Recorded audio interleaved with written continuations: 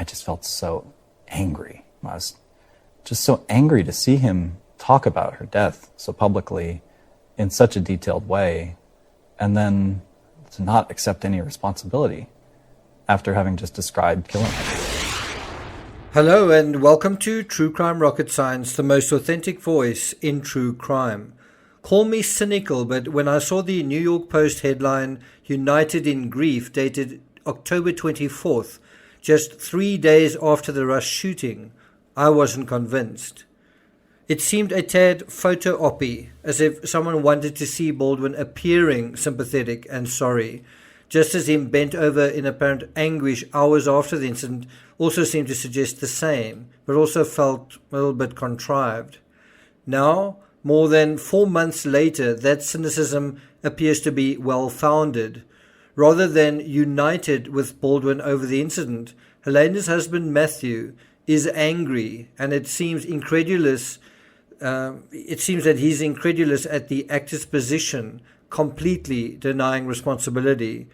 Before we get to that, if you haven't subscribed to the channel, please do. Like, share, leave a comment, and let's get started.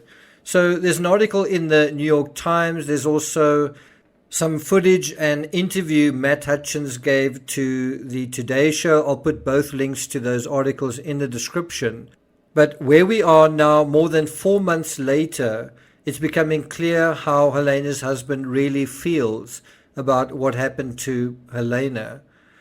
Matt Hutchins has remained mostly silent for the past few months, but shortly following his wrongful death suit, he's speaking out and understandably isn't happy. The idea that the person holding the gun, causing it to discharge, is not responsible is absurd to me. He also goes on to add that he thinks that, I think the question he was asked, eliciting this response was, do you think that Alec Baldwin holds the bulk of the responsibility, is the most, that most of the responsibility lies with him? And then that was the answer he gave, just that, that if he's not responsible, that just seems absurd. He was holding the gun. But then he goes on to say that there were quite a few, and it's kind of touching on this whole idea of standards. Remember, we dealt with that in the previous episode, and the fact that it wasn't just an isolated thing.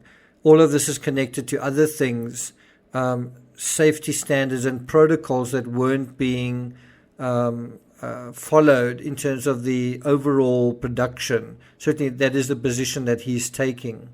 That's also the position of the wrongful death suit. Now, given the timing and context of Hutchins coming forward and breaking his silence, I wonder whether this isn't in part an assault on what the Santa Fe district attorney recently said.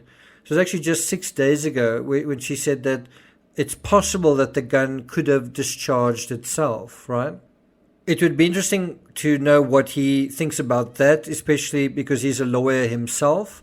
But he did go on to say, quote, I was just so angry to see him talk about her death so publicly in such a detailed way, and then to not accept any responsibility after having just described killing her.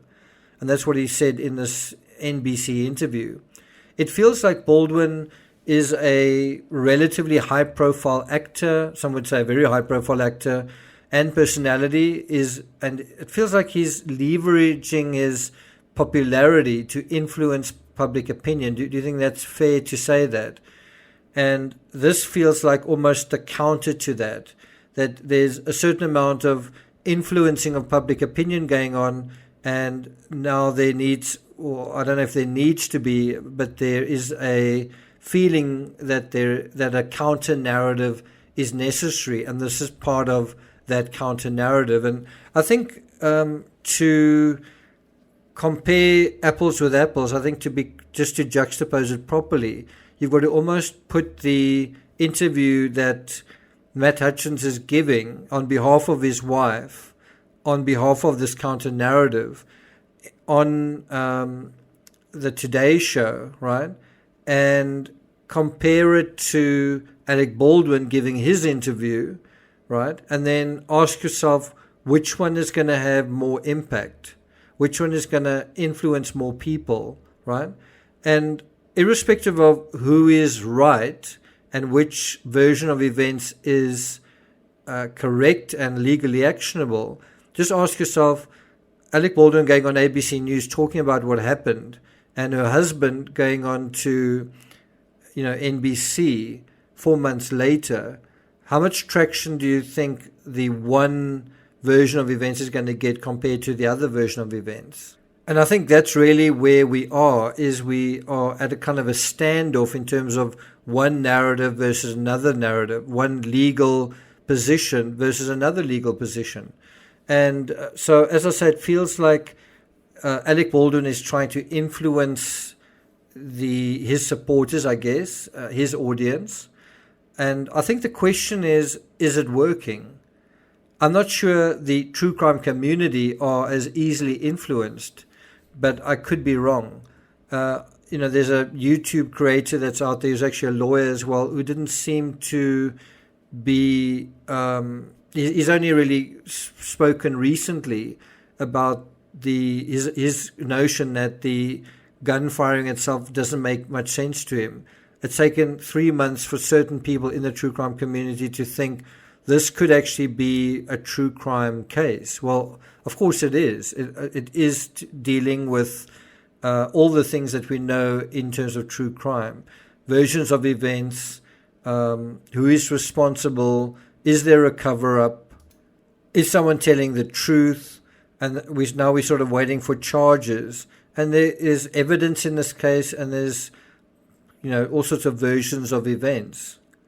I think the real question is, are we going to see a criminal case? Are we going to see a civil case? Are we going to see one or the other? Are we going to see both? In the coverage in the New York Times, the article concludes saying, quote, Erin Dyer, a lawyer for Mr. Baldwin, did not immediately reply to a request for comment. I think in terms of this article, in terms of what Halyna's husband was saying. But he did say in response to the lawsuit from Halyna's husband that, quote, any claim that Alec was reckless is entirely false, end quote. And it goes on to say that apparently the position of Alec Baldwin, his legal sort of defense, his legal position is that actors should be able to rely on armorers and fellow crew members, such as members of the prop department, to make sure that guns are safe. And so it seems like the buck is being passed to them to say, no, they are responsible. But let me ask you a question. Does it mean something to hold a gun goes off and somebody dies? Does that mean something? Or can one say it means nothing and someone or someone else is to blame? In other words, what we're dealing with right now is we have the husband wanting to take the man who shot his wife, wanting that man to admit responsibility. And instead that man lawyers up, and the lawyer effectively blames the armorer when they weren't actually in the room. She wasn't holding the gun. Hannah wasn't holding the gun.